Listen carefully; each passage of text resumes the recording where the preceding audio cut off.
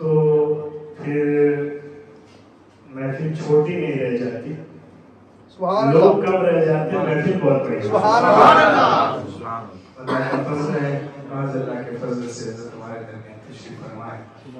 इसके अलावा उस्ताद निज़ामी मुफ्ती खालिद अय्यूब साहब नक्शबंदी, अल्लाह तबारक व तआला की उम्र में इजाफा फरमाए, हज़रत के जरिए उम्मत मुस्लिमा को ज़्यादा से ज़्यादा नफ़ा पहुँचाए। सबसे पहले मेहमान नवाजी के तौर पे गुलपोशी करना चाहेंगे और गुलपोशी के लिए मैं हाजी जावेद साहब से गुजारिश करूँगा कि तशरीफ लाएँ और हज़रत की गुलपोशी करें।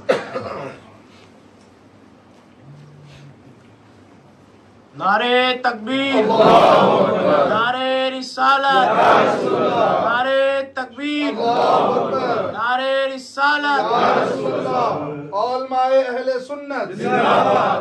दूसरे नंबर पर डॉक्टर वसीम साहब से गुजारिश है कि तशरीफ लाएं और सब बगैर की गुलपोशी करें।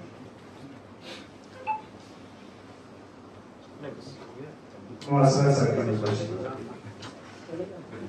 नारे तकबीर, नारे रिसालत,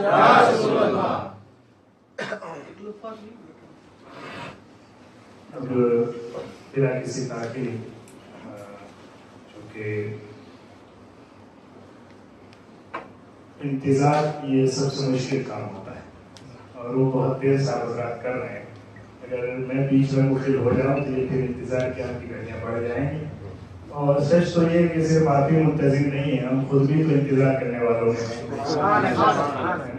तो बिना किसी ताकीर में गुजारिश करूँगा कि तशरीफ लाएं और अपने कलिमाते बाबरकत से हमें नवाजें। आइए इसका इस्तेमाल करते हैं। नारे तकबीर,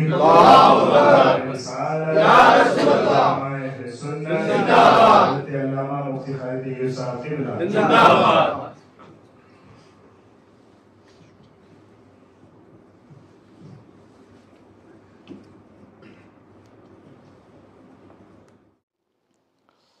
अस्सलामु अलैकुम रहमतुल्लाहि व बरकातुहू। अहमदु व नसल्ली व नसल्लिमु अला रसूलिल करीम, अम्मा बाद, फ़ाऊज़ु बिल्लाहि मिनश शैतानिर रजीम, बिस्मिल्लाहिर रहमानिर रहीम। क़द अफ़लह मन ज़क्काहा व क़द ख़ाब मन दस्साहा, सदक़ल्लाहुल अज़ीम।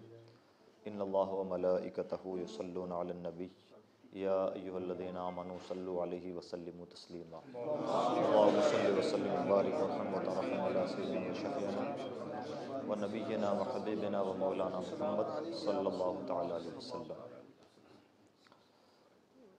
मोहतरम दोस्तों, मुझे बेपनाह खुशी है, जैसा कि अभी मुफ्ती अब्दुर्रहमान साहब पटेल ने मुझे बताया कि ये जो महफ़िल है खुसूसी महफ़िल है और अल्लाह का शुक्र है कि आप लोग तरबियत याफ्ता लोग हैं, पाबंदी के साथ यहाँ पर बैठते हैं, सुनते हैं, समझते हैं।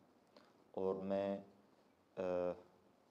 निहायत हुस्न ज़न रखता हूँ कि आपने बहुत कुछ सुना, देखा, समझा होगा और उम्मीद भी करता हूँ कि इंशाअल्लाह आइंदा भी अपने आप को और बेहतर बनाने की कोशिश करेंगे और इस महफ़िल को कतन कोई छोटी महफ़िल या गैर ज़रूरी महफ़िल नहीं समझेंगे, बल्कि इसको अपनी ज़िंदगी में एक अहम तरीन मकाम देंगे। हमारे बुज़ुर्गों का और ख़ास तौर पर सूफ़िया किराम का जो काम करने का तरीका होता था, ज़ाहिर सी बात है कि वो रिवायती अंदाज़ नहीं हुआ करता था जो आज हम आम तौर पर जलसों की शक्ल में देखते हैं, बल्कि वो उनको हम छोटी महफ़िल कह लें या और छोटा करके उनको बातें कह लें, बातें होती थीं और बातें ही दिल बदलती थीं। तो आज वाक़तन इस बात की ज़रूरत है कि उस रिवायत का इह्या किया जाए और वो तरीक़ा दोबारा ज़िंदा किया जाए। और तो इसलिए मेरी बहुत एहतमाम के साथ गुजारिश रहेगी कि पाबंदी के साथ इस महफ़िल में शिरकत करें और इसको अपनी ज़िंदगी में बहुत ज़्यादा अहमियत दें।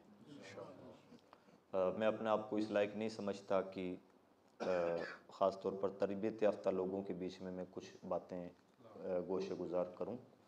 अलबत्ता कुरान पाक की आयत दो आयतें मैंने आपके सामने पेश की हैं और उसने इत्तिफ़ाक़ है कि कुरान पाक में अल्लाह रब्बुल इज़्ज़त ने कामयाबी और नाकामी का जो फ़लसफ़ा बयान फरमाया है, जो कामयाबी और नाकामी का मेयार बताया है, वो मेयार बहुत अहम है और उस मेयार के लिए कुरान की इस्तिलाह में फ़लाह का लफ्ज़ इस्तेमाल होता है और फ़लाह का मतलब होता है एक ऐसी कामयाबी कि जिसके बाद में फ़ेल होने का चांस ख़त्म हो जाए, यानी फ़ाइनल कामयाबी।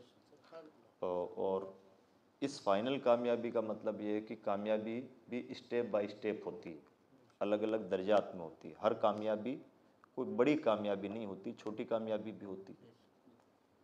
जैसे मान लीजिए कि अभी पार्किंग गाड़ी को पार्क करना है तो एक कोई छोटी सी जगह निकल आए, ये भी एक कामयाबी है, लेकिन जाहिर सी बात है कि ये ज़िंदगी बदलने वाली कामयाबी तो नहीं है।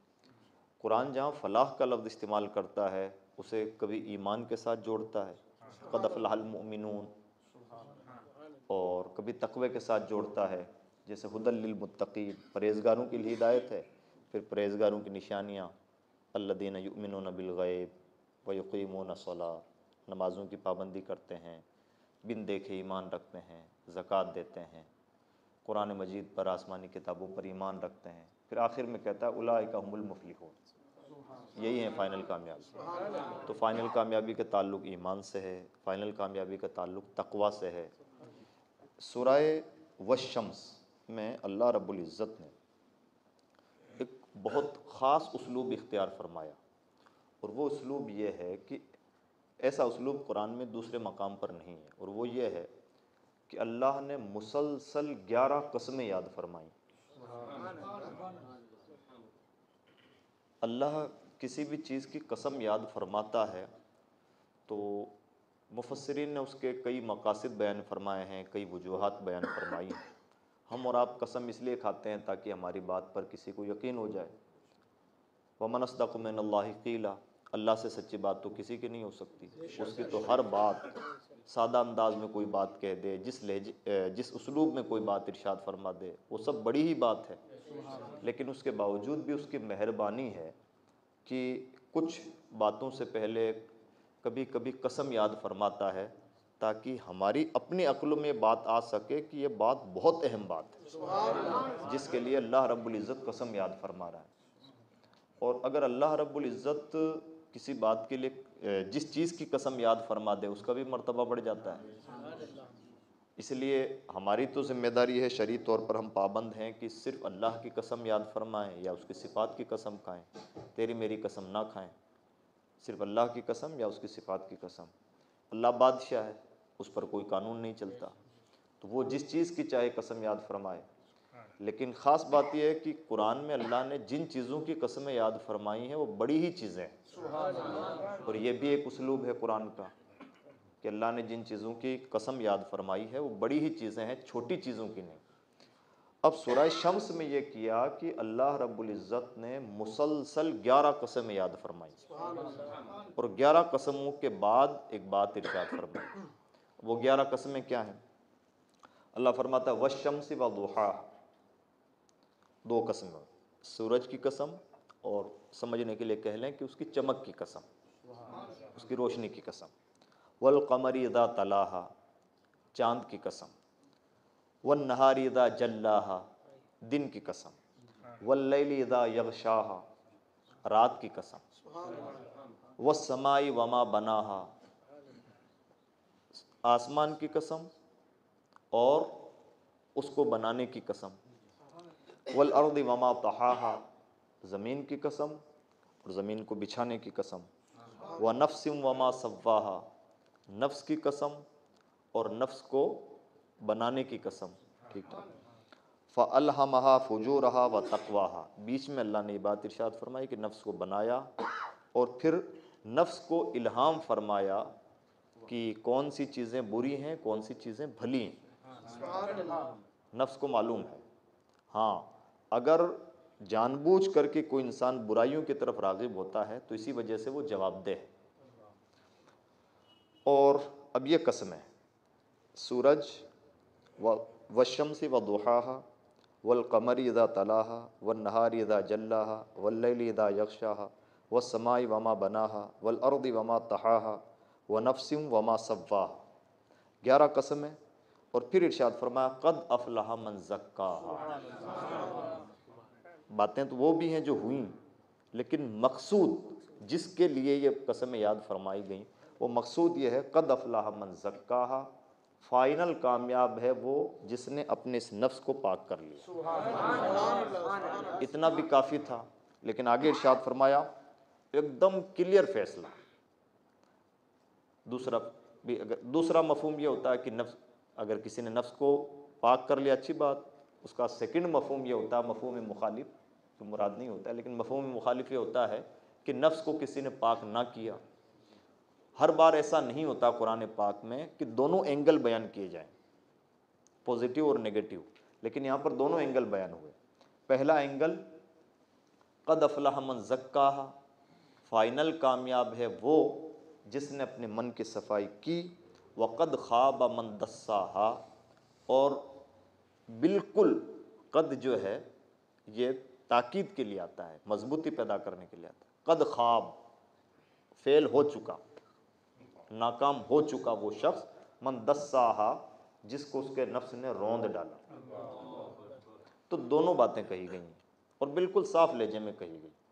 मुझे लगता है कि किसी भी आदमी को तसव्वुफ़ को समझने के लिए, अपने आप को समझने के लिए, अपनी रूहानियत को समझने के लिए, ज़िंदगी का मकसद समझने के लिए, अच्छाइयों और बुराइयों में तमीज़ करने के लिए, नफ्स की फरेबकारियों को समझने के लिए, इससे ज़्यादा मजबूत बातें नहीं कही जा सकती। दिल बदलने को किसी फ़कीर की एक बात भी लोगों का दिल बदल देती है। अल्लाह रब्बुल इज़्ज़त अगर 11 कसमें याद फरमा के बात साफ तौर पर फरमाए, ज़क्काहा, तज़किया जिसने कर लिया अपना वो कामयाब है। दूसरी बात, ये अब इतना अहम तरीन काम है तज़किया, नफ्स की सफाई, इतना अहम काम है कि इमामुल अंबिया सल्लल्लाहु तआला अलैहि वसल्लम को दुनिया में जो काम करने के लिए भेजा गया, उन 4 अहम तरीन कामों में से एक काम है युज़क्कीहिम। नबी इसलिए तशरीफ़ लाए ताकि दिलों की सफाई करें, और ये काम इमामुल अंबिया ने किया, और इस शान के साथ किया कि उसकी कोई नज़ीर ही नज़र नहीं आती। सहाबा का जो दर्जा कमाल है, कोई सहाबी क्यों बना, उनका मकाम मर्तबा जो है, तो सहाबी जिस शख्सियत को कहा जाता है वो जिसने ईमान के हालत में रसूलुल्लाह को देखा, यानी ईमानी हालत में रसूलुल्लाह की जिन पर निगाह पड़ गई वो सहाबी। ये है कमाल सहाबी का, ना कोई इबादत ना और कुछ ना कुछ। किसी के पल्ले इबादतें हैं, किसी की लंबी उम्र है, किसकी ज़िंदगी कैसी है, सब बात की चीज़ें। शरफ़ सहाबियत जिस चीज़ का नाम है, निगाह रसूल ईमान के हालत में पड़ जाए, इसी का नाम। और ये इतना बड़ा मकाम व मर्तबा है कि खुद इरशाद फरमाते हैं, अगर तुम ओहद पहाड़ के बराबर सोना खैरात करो, और कोई सहाबी कह लीजिए कि मुट्ठी भर जो भी खैरात करे, तो सहाबी की बराबरी नहीं कर सकते। और हम सब का अकीदा भी है कि अपने ज़माने का कोई गौस आज़म हो, कोई बड़े से बड़ा वली हो, किसी भी मर्तबा विलायत पर फाइज हो, किसी सहाबी की बराबरी का दम नहीं भर सकता। अब सवाल ये है कि क्या सहाबा के पल्ले बहुत मुजाहदात हैं या बहुत कुछ है? सच्ची बात तो यह है कि वो जो कुछ है, एक निगाह रिसालत ने उनके दिलों को ऐसा आईना बनाया कि अब कुछ नहीं। और ये काम इस शान के साथ हुज़ूर नबी अकरम सल्लल्लाहु अलैहि वसल्लम ने अंजाम दिया, और यही रसूलुल्लाह सल्लल्लाहु अलैहि वसल्लम की तरबियत रही। इसी तरह से सहाबाए किराम ने बाद वालों की तरबियत फरमाई, और फिर बाज़ाब्ता आगे चल कर के एक फ़न बना तसव्वुफ़, और फिर आगे जो खानकाहें सजीं और जो कुछ भी काम होता रहा। यानी बुनियादी तौर पर सैयदुल मुरसलीन ने ये जो तज़किये का काम अंजाम दिया वो अपनी निगाहों से अंजाम दिया। और इकबाल ने बहुत आसान लबो लहजे में इस बात को कहा है कि खिरत के पास ख़बर के सिवा कुछ और नहीं, तेरा इलाज नज़र के सिवा कुछ और नहीं। और आज के दौर में खिरत के पास ख़बर ही ख़बर ज़्यादा है, इन्फॉर्मेशन इतनी ज़्यादा है कि इन्फॉर्मेशन ने हमें पागल कर दिया है। अब सोर्सेज चाहे जो भी हो, AI हो, गूगल हो, हमारी अपनी बातें हों, बातूनी मिजाज हो, ये जो कुछ भी हम जहाँ टामक टोइयाँ खेल रहे हैं वो सब इन्फॉर्मेशन का कमाल है। उसी पे उछले जा रहे हैं, नाचे जा रहे हैं। कोई हल्की सी बात छेड़ दीजिए, उस पे इतनी बातें होंगी, इतना सिलसिला दराज होगा कि रुकने का नाम नहीं लेगा। यही है हमारी अक्ल कुल। जबकि ये प्रॉब्लम है, इलाज तो था नज़र।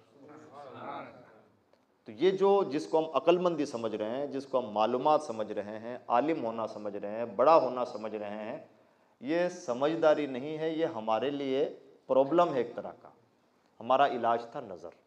दूसरी जगह इकबाल ने ये बात और अंदाज से कही है, इलाज आतिश रूमी के सोज में है तेरा, तेरी खिरत पे है गालिब फिरंगियों का फसों। आज भी तो अब ये जो सूफिया किराम ने काम अंजाम दिया, आज का दौर हमसे इस बात का तकाजा करता है कि हम मादियत के दौर के लोग हैं और गोया दुनिया एक अजब दोराहे पर खड़ी है। कुछ लोग वो हैं जिन्हें इन्फॉर्मेशन ने वाक़तन पागल कर दिया है और अंदर अंदर एक मर्ज़ पनप रहा है, वो है बेसुकूनी का मर्ज़। स्ट्रेस बहुत बड़ी बीमारी बन चुकी है दुनिया की। नज़ला ज़ुकाम खांसी पुरानी बीमारियां होती थीं, अब स्ट्रेस सबसे बड़ी बीमारी है और ये बढ़ती ही जा रही है। बल्कि यूके वगैरह में, यहाँ का तो यूके से बड़ा गहरा ताल्लुक़ है, वहाँ पर मेंटल हेल्थ इंश्योरेंस भी होता है। इसको आसान लफ्ज़ों में समझाने के लिए कहिए तो इस मेंटल हेल्थ इंश्योरेंस का मतलब यही हुआ कि नाप रहे हैं कि आदमी कहीं पागल तो नहीं। इतना ज़्यादा शक अपने सिटीजन्स पे। शक इसलिए है कि स्ट्रेस इतना हेवी हो चुका है, इतना हावी हो चुका है कि एक गनर के हाथ में आता है तो सबको शूट करता चला जाता है। ड्राइवर का मूड ख़राब हुआ, कुचलता चला गया। यानी इंसान पहले कभी कभी कोई सनकी हुआ करता था, अब कौन सा आदमी सनकी निकल आए कुछ नहीं कहा जा सकता। ये सब हैं स्ट्रेस के तमाशे और ये चीज़ें बढ़ती ही जाएंगी। अब यहाँ पर देखने की चीज़ ये है कि ये तो है फिर प्रॉब्लम। इस प्रॉब्लम का इलाज किसके पास है? किसी के पास नहीं। इलाज के नाम पर दुनिया के पास ढोंग है। तो अब दुनिया ने क्या किया? सूफी डांस, सूफी म्यूज़िक।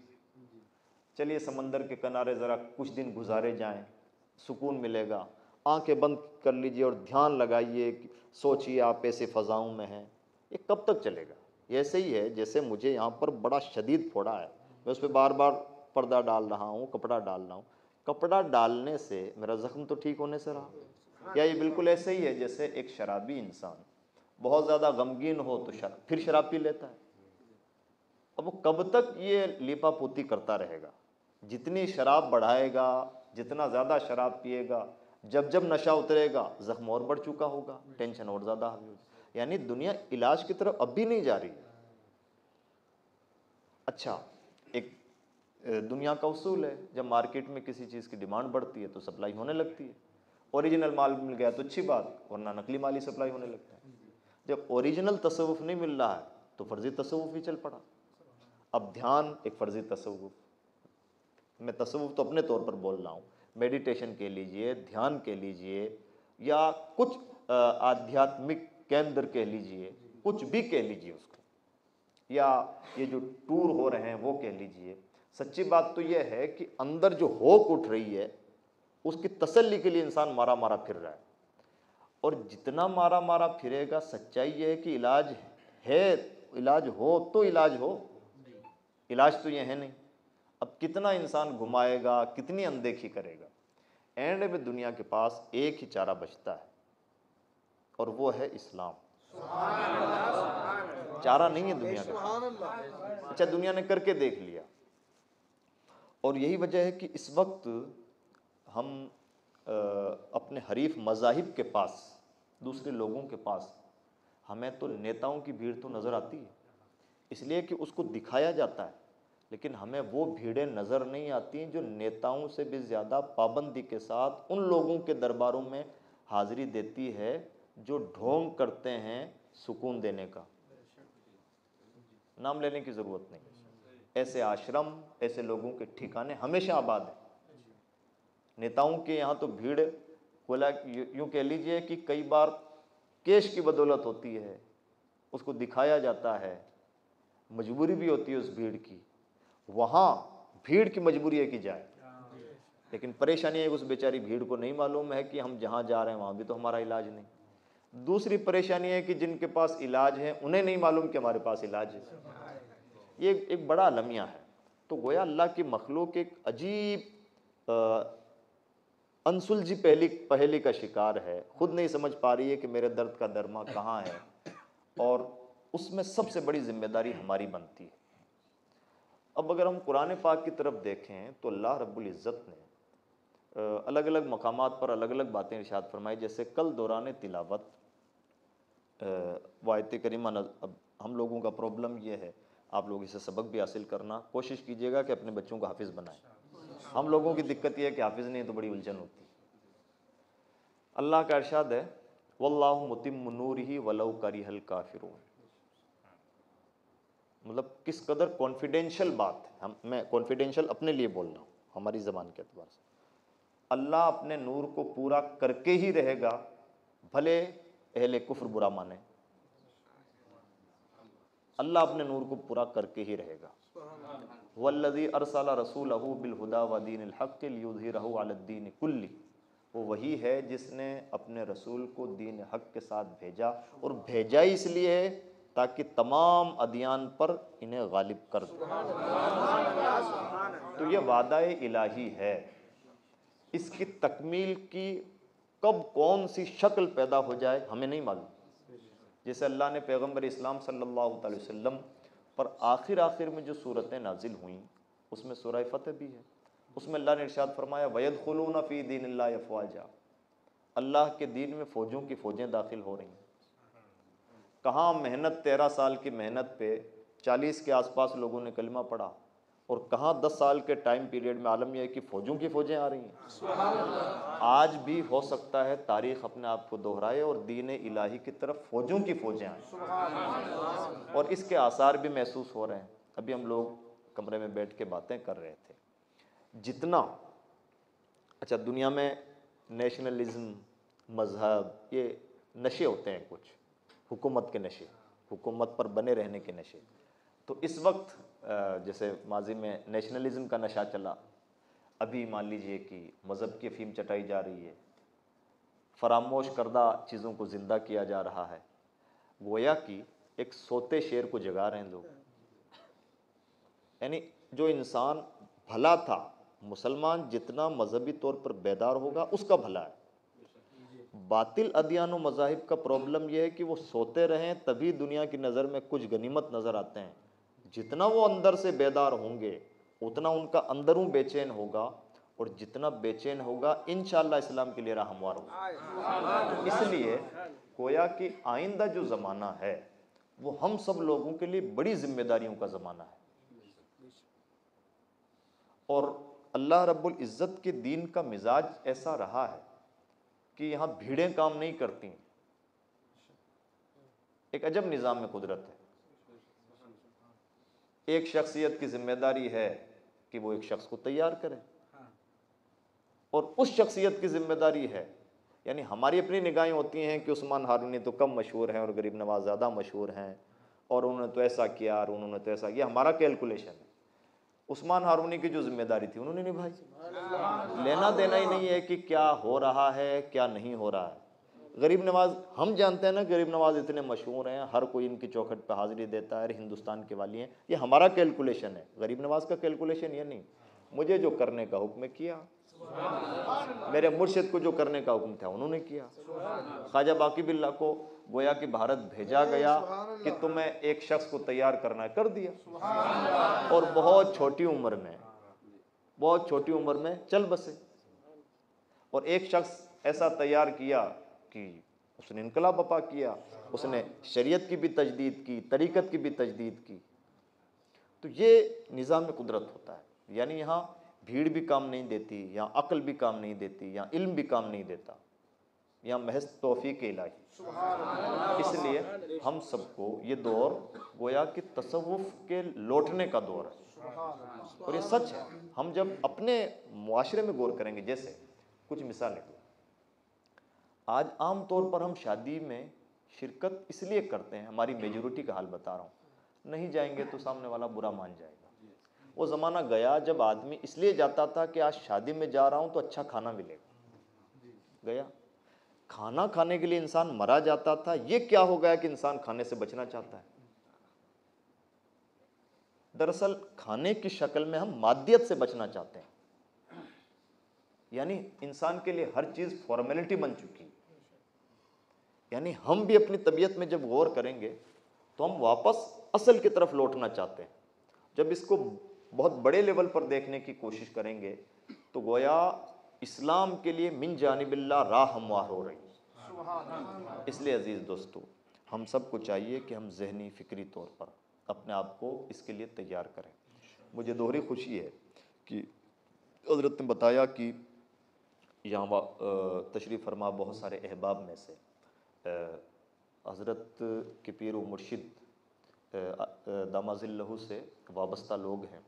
मैं आपको इंतहाई मुबारकबाद देता हूँ, और जो वाबस्ता नहीं भी हैं किसी भी मशरब से, सिलसिला कादरिया से हों, चिश्तिया से हों, सोहरवर्दिया से हों, नक्शबंदिया से हों, उससे कोई फ़र्क नहीं पड़ता। ये अल्लाह तक पहुँचने के रास्ते हैं, मामूली तरीक़ों का इख्तिलाफ़ है। जिसका जो भी मशरब है, जो भी तरीक़ा है, उसके मुर्शिद ने उसे जो भी तरीक़ तालीम फरमाया है उस पर कारबंद रहे। बुनियादी नुक्ता नज़र ये है कि हम सबको इस वक्त बहुत ज़्यादा तवज्जो देने, अपनी नस्लों को की तरबियत करने की जो ज़रूरत है वह है तसव्वुफ़ की तालीम, तसव्वुफ़ की तरबियत। तो इस पर हम सबको पढ़ना भी चाहिए और इस पर आगे भी बढ़ना चाहिए।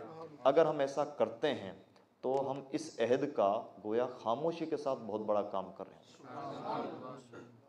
और अब मुझे सूफियों के तरीक़, उनके साब, उनके इस्तिक़ामत, इन सब चीज़ों पर कोई बात करने की ज़रूरत नहीं, बल्कि हम जब उन लोगों की ज़िंदगियों का मुताला करते हैं, उनकी ज़िंदगियों को देखते हैं तो अपनी ज़िंदगियों पर अफसोस भी होता है। जाने किस मिट्टी के लोग होते हैं। जैसे एक बुज़ुर्ग हैं, उनको लोग उनके किसी अक़ीदतमंद के सामने किसी ने कहा कि तुम्हारे शेख तो बड़े घमंडी हैं। तो मुरी अक़ीदतमंद आके कहा, हुज़ूर वो आपकी शान में गुस्ताखी कर रहा था, और उसने कहा तुम्हारे शेख तो बड़े घमंडी हैं। कहने लगा हाँ भाई, मैं भी अपनी इस बीमारी से बड़ा परेशान हूँ, दुआ करोगे छूट जाए। ये किस मिट्टी के लोग थे। एक अजब, जब हमें ऐसी बातें सुनते हैं तो अफसानवी बातें लगती हैं। जैसे गरीब नवाज के बारे में कहा जाता है कि उन्होंने एक किसान का दिल रखने के लिए दिल्ली का सफ़र किया। अब ज़रा सोचें कि, और अगर मान लेते हैं कि वाक़तन ऐसा ना भी हुआ तो कुछ बईद नहीं कि उनसे हो जाता। ठीक है, वो तो इत्तिफाक है कि कुछ चीज़ें हो जाती हैं, कुछ नहीं हो जाती हैं। दिल ऐसा ही था। अब सोच के देखिए कि अजमेर से दिल्ली कितनी दूर है। आज हम और आपसे कोई कहे जनाब ये वंदे भारत चलती है, 7 घंटा आपको लगेगा यहाँ से वहाँ जाने में, मैं टिकट देता हूँ आपको, आज जाइए और शाम को मेरे टिकट से वापस आ जाना, दिल्ली मेरा एक काम करके आना है। तो हमारे दिल पे एक पहाड़ होता है कि जनाब ये किस आप मैं अक़ीदत से चाहता था और ये कहाँ उलझा दिया, और हज़रत में तो ज़रा मसरूफ़ियत है। ये आज का आलम है, जबकि एक दिन का तमाशा है। ये किसे कहाँ दिल्ली, कहाँ ये अज़ीम तरीन शख्सियत, और किस बेचारे के लिए। यानी हमारा जब हम किसी पर भी कुछ, ऐसा नहीं कि अखलाकियात ख़त्म हो गई, अखलाकियात हैं, लेकिन जब हम अपनी अखलाकियात का भी जायज़ा लेंगे तो हमें नज़र आएगा हमारी अखलाकियात में भी कदरे मुनाफ़क़त है। यानी हम किसी के साथ हुस्न सलूक तो करते हैं, थोड़ा सा कैलकुलेशन भी करते हैं कि इसके साथ ये करता रहा हूँ कि कुछ फ़ायदा है कि नहीं। अल्लाह वालों का नुक्ता नज़र ये होता था कि उसके साथ उसने सलूक करते थे जिससे दूर की भी उम्मीद नहीं कि कुछ लौट आएगा। यानी निहायत बेनफ्सी के साथ। ये इन लोगों का तरीक़, और ये इन्हीं लोगों का तरीक़ हो सकता था। अब जो ऐसा मिजाज बना देते हों, जिनका मिजाज ऐसा बन जाए, कौन सी मिट्टी उनके आगे न पिघले। और जहाँ की मिट्टी की बात की अदाई ये हो कि हर शक्ति के आगे नमन करने के तैयार हो जाते हों, वो शक्ति तो कदमों में ढेर होने के लिए तैयार है, कोई झुकाने वाला तो हो। तो इसलिए आज के दौर में हम सबको वाक़तन एक बार फिर अपने अपने तौर पर, मैं फिर कहता हूँ, ये हमारी अपनी आज़ादी का सवाल है, ये भी अलमिया है कि ये भी बार बार एक्सप्लेन करना पड़ता है कि किसी को बुरा ना लग जाए कि आप इस सिलसिले की वजाहत कर रहे हैं, ये भी एक अलमिया है। जबकि अगर अज़राही तसव्वुफ़ देखें तो ये तो बात होनी ही नहीं चाहिए थी, बल्कि अलमिया तो बड़े अजीब अजीब मसाइल हैं हमारे ज़माने। किसकी बात को कौन किस एंगल से ले लेगा और कहाँ तक पहुँचा देगा। तो इसलिए हम सबको चाहिए कि हम रियल तसव्वुफ़ का गहराई के साथ मुताला करें। अल्लाह करे कि अगर वाक़तन कोई फाका मस्त फ़कीर मिल जाए तो उसकी सोहबत इख्तियार करें। सोहबतों से जो मिलता है, सच्ची बात तो यह है कि 1000 किताबों से नहीं मिलता है। यक ज़माना बा सोहबत औलिया, मिलता उन्हीं की सोहबत से।